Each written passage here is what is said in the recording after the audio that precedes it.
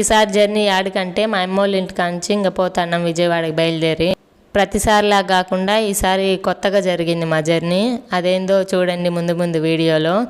Bus ఎక్కగానే పడుకునేస్తాము, పొద్దున తెల్లారగానే దిగేసి ఇంటికి వెళ్ళిపోతాం అనుకుంటాం కదా. నేను కూడా అట్నే అనుకున్నా. కానీ ఈసారి ఏం జరిగిందిరా అంటే, నేను స్టాప్లో ఆపమన్నా ఆయన నన్ను చూడలేదు, వినిపించుకోలేదు, ఆపకుండా ముందుకెళ్ళిపోయాడు. నేను బెడ్ పైన ఉంటే మేము దిగి కిందకి ముందుకు వెళ్ళిపోయేలోగా బస్ స్టాండ్ కూడా వచ్చేసింది. బస్ స్టాండ్లో దిగి మా హస్బెండ్ కాల్ చేస్తే అతను కాల్ లిఫ్ట్ చేయలేదు. 1 అవర్ ఆడే వెయిట్ చేసాము. అంతసేపు వెయిట్ చేయడం ఎందుకు, ఇంటికి వెళ్ళిపోవచ్చు కదా ఆటో తీసి అనుకుంటారేమో.